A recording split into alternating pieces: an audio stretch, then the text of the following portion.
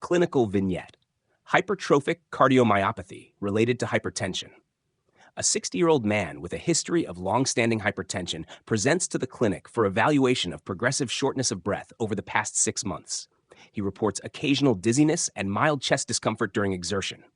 He denies syncope or palpitations. His blood pressure is 160/95 mmHg, and his pulse is 72 bpm. On physical examination, there is a harsh systolic murmur heard best at the left sternal border that decreases with hand grip and increases with Valsalva maneuver.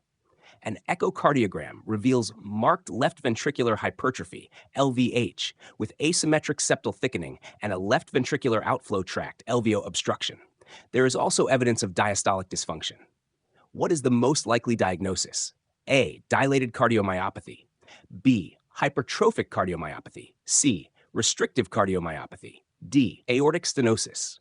Hypertrophic cardiomyopathy, HCM explanation. Hypertrophic cardiomyopathy, HCM, is characterized by left ventricular hypertrophy, often involving the interventricular septum, leading to left ventricular outflow tract obstruction, LVOT. In patients with long-standing hypertension, hypertensive heart disease can mimic HCM, but asymmetric septal hypertrophy and dynamic alveolar obstruction strongly suggest primary HCM. The murmur increasing with Valsalva, which decreases preload, is a classic finding. Why not A, dilated cardiomyopathy? Dilated cardiomyopathy presents with a dilated LV, not hypertrophy. It also leads to systolic dysfunction, while HCM primarily causes diastolic dysfunction.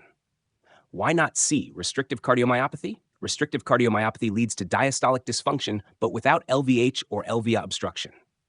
Why not D, aortic stenosis? Aortic stenosis causes a similar murmur, but is typically associated with a crescendo-decrescendo murmur that radiates to the carotids.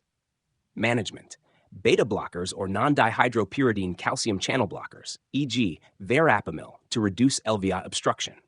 Avoid dehydration and excessive vasodilation, e.g. nitrates, diuretics, as these can worsen obstruction.